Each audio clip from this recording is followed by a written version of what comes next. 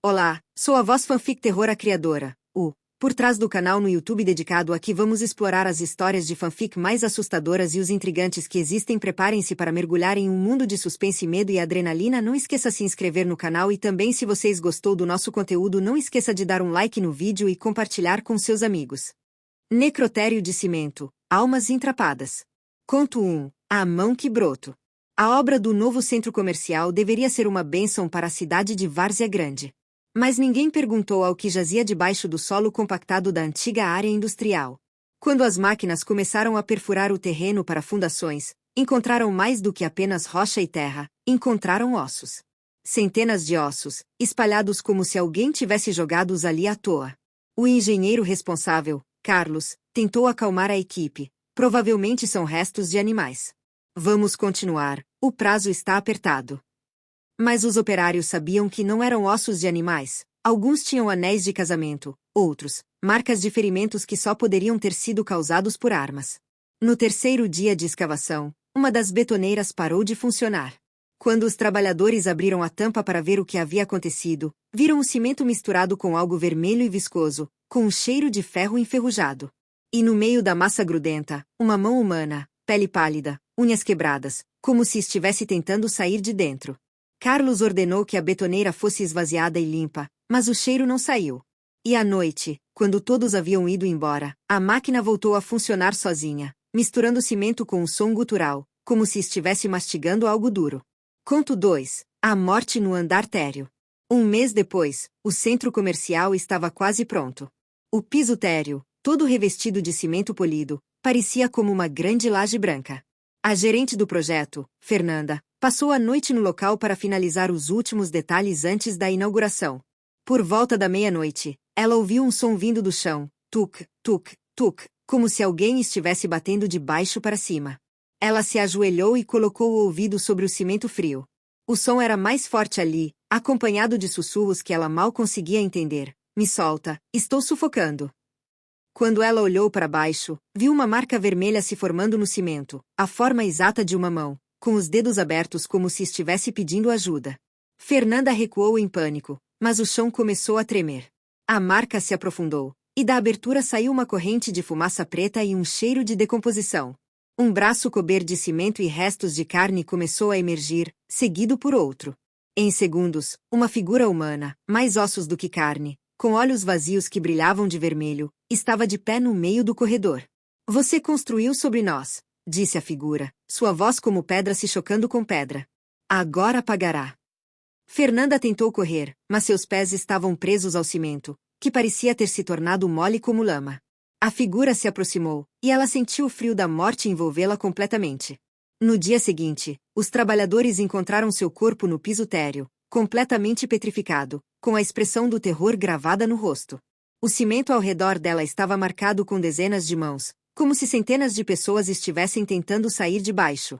Conto 3. O Túnel Esquecido. Jorge era historiador amador e adorava explorar lugares abandonados. Quando soube que havia um túnel de drenagem esquecido sob o necrotério da cidade, que fora selado com cimento nos anos 50, não hesitou em ir investigar. Ele dizia que ali poderiam estar registros sobre os mortos que haviam sido enterrados sem identidade.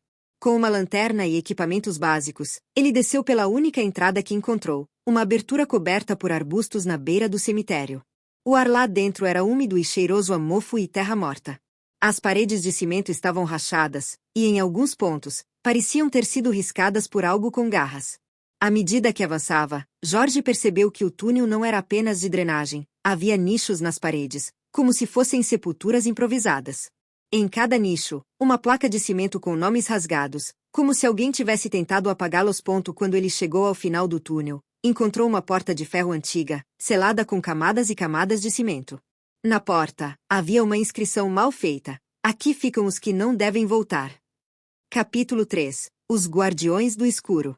A curiosidade foi maior que o medo. Jorge usou um martelo para quebrar o cimento que selava a porta.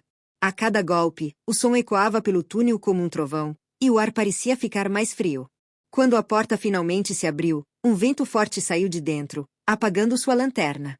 Na escuridão total, ele ouviu os sons, respirações rasposas, passos arrastados, sussurros em uma língua que ele não conhecia. Ele acendeu um isqueiro e viu o que estava ali dentro. Um grande salão, com dezenas de corpos presos às paredes por barras de ferro e revestidos de cimento, como estátuas de morte. Mas eles não eram estátuas. Os olhos de cada um deles se abriram, brancos como a lua, sem íris nem pupilas, e começaram a se mover. O cimento que cobria seus corpos começou a rachar e cair aos pedaços, revelando carne podre e ossos visíveis. Você não deveria ter vindo aqui, disse uma das figuras, sua voz como areia sendo jogada em uma caixa de metal. Nós fomos selados aqui para proteger o mundo de nosso ódio. Agora que você nos libertou, teremos que encontrar novas almas para tomar o nosso lugar. Jorge tentou fugir, mas o túnel estava bloqueado por outras figuras que vinham do caminho por onde ele havia vindo. Ele viu as paredes ao seu redor começando a se mover, o cimento se transformando em mãos que o prendiam contra a pedra. Você será nosso guardião agora, disseram as vozes ao seu redor. Selado no escuro, para sempre. Hoje, o túnel ainda está lá, mas ninguém o encontra mais. Às noites de lua nova, alguns dizem ouvir gemidos vindo debaixo do necrotério, e veem uma luz fraca se movendo pelas sombras, a lanterna de Jorge, ainda acesa, iluminando seu rosto petrificado na parede de cimento. Conto 4. A Casa de Cimento. Quando Ana recebeu a notícia de que herdara a casa de seu tio-avô, ela não sabia o que esperar.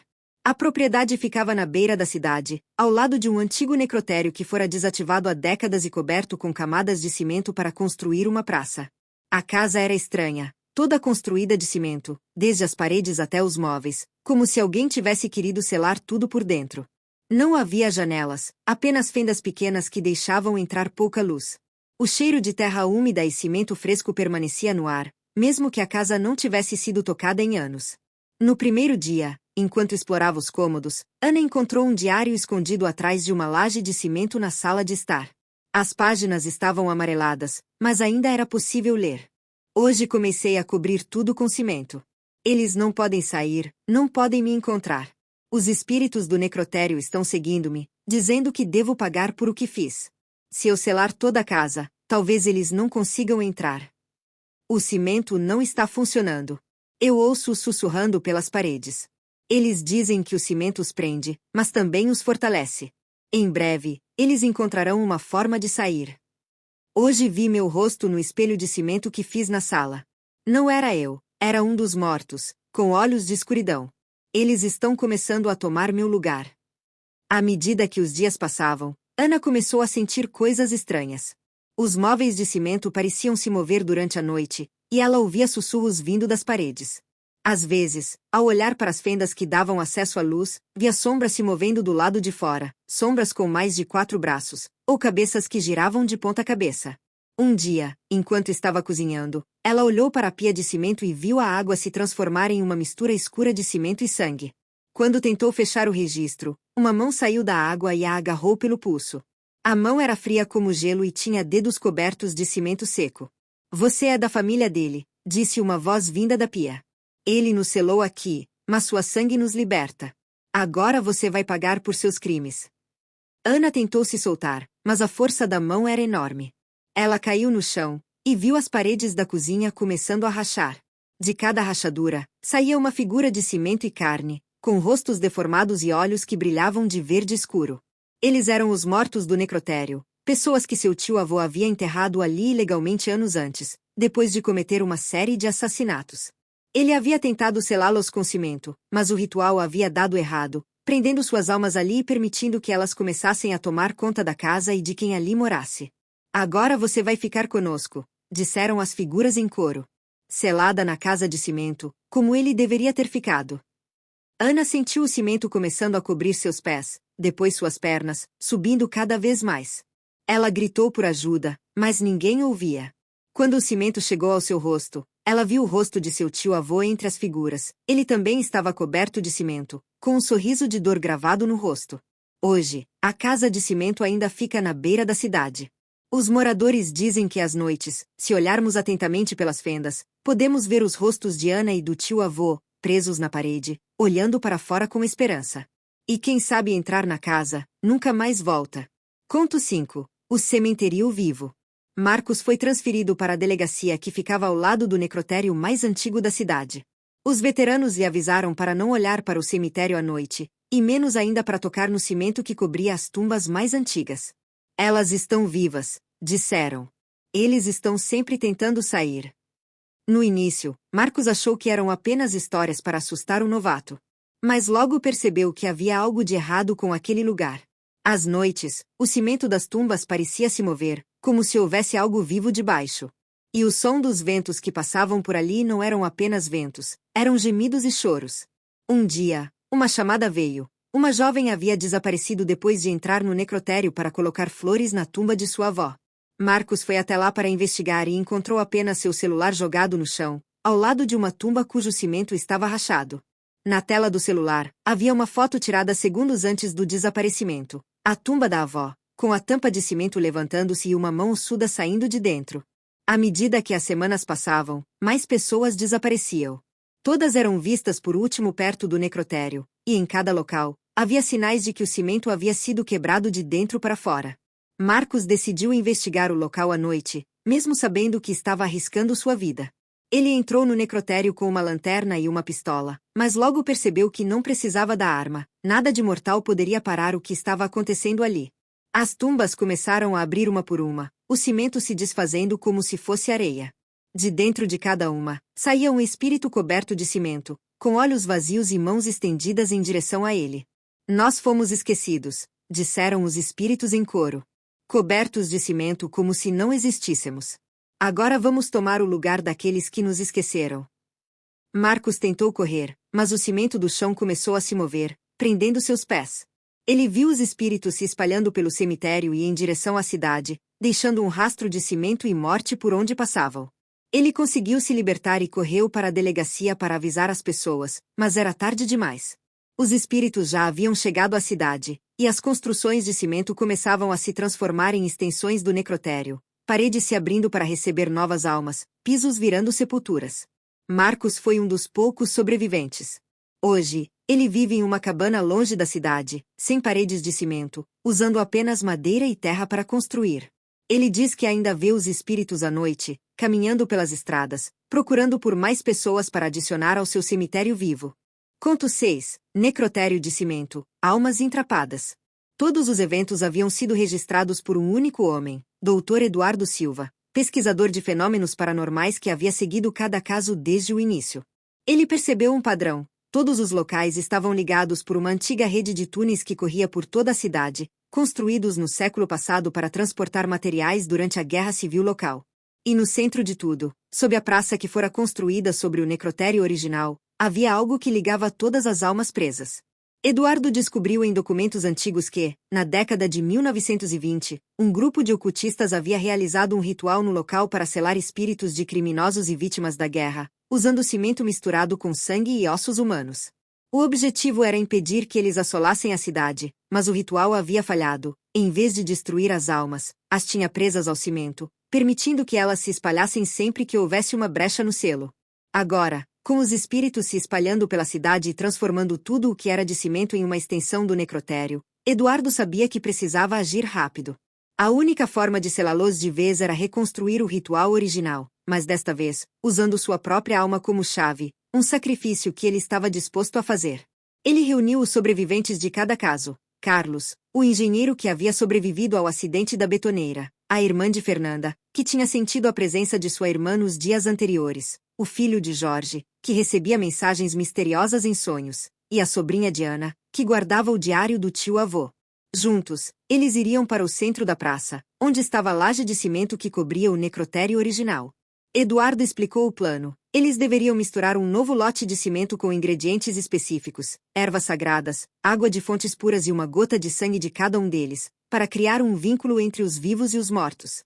Em seguida, ele se colocaria no centro da laje, permitindo que o cimento o cobrisse, selando assim todos os espíritos em um único local. Não há outra maneira, disse ele, olhando para cada um dos presentes. Eu sou o único que entende completamente o ritual. Se não fizermos isso agora, a cidade será consumida por completo, e os espíritos irão para outras partes do país. À meia-noite de uma lua cheia, o grupo chegou à praça. A cidade já estava praticamente desertada, as construções de cimento haviam se transformado em estruturas deformadas, com rostos e mãos aparecendo nas paredes. Os espíritos vagavam pelas ruas, seus corpos de cimento fazendo um som de pedra se chocando com pedra a cada passo. Eles começaram a preparar o cimento, misturando os ingredientes com cuidado. Enquanto trabalhavam, os espíritos perceberam o que estava acontecendo e começaram a se aproximar da praça, seus olhos vermelhos brilhando na escuridão. Rápido! Gritou Eduardo, enquanto o primeiro grupo de espíritos chegava perto. Precisamos terminar antes que eles nos impeçam. Quando o cimento estava pronto, eles abriram uma rachadura na laje original, revelando um abismo escuro por onde saía um cheiro de decomposição e fumaça. Eduardo desceu para o centro da abertura e pediu que eles começassem a derramar o cimento sobre ele. Lembrem-se, disse ele, enquanto o cimento começava a cobrir seus pés. A laje deve ser perfeita. Nenhuma brecha, nenhuma rachadura. Assim, eles ficarão presos para sempre, e a cidade poderá se recuperar.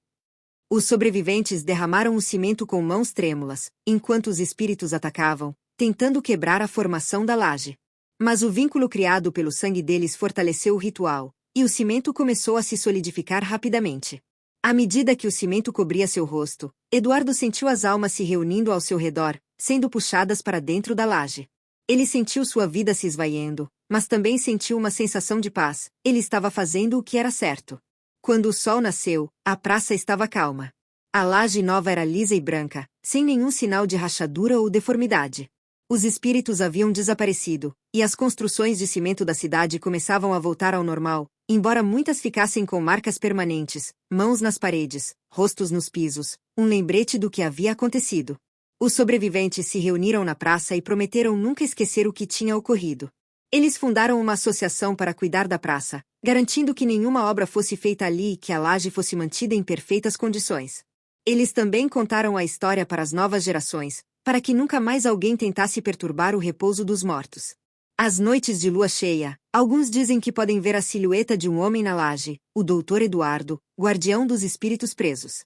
E se você colocar o ouvido sobre o cimento frio, pode ouvir um sussurro suave: estamos aqui, mas não sairemos mais.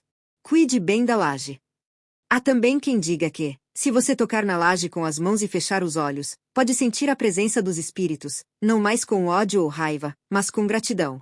Eles finalmente encontraram o repouso que buscavam, selados pelo amor e sacrifício de um homem que estava disposto a dar sua vida para salvar a cidade. A cidade havia se recuperado completamente.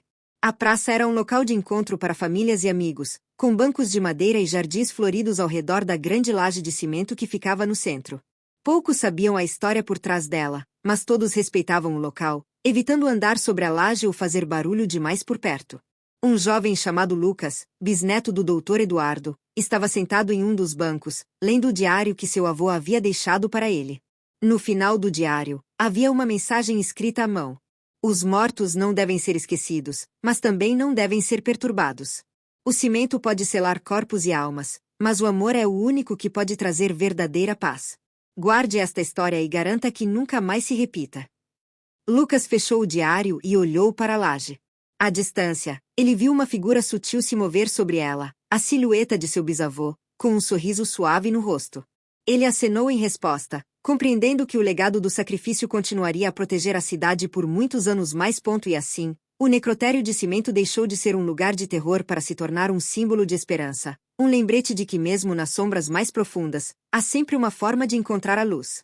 Obrigado por juntar a nós hoje no Fanfic de Terror. Continuamos a desvendar contos de mistério do desconhecido. Lembre-se, a escuridão pode ser enigmática, mas cada enigma tem uma solução. Até a próxima. Mantenha a curiosidade viva.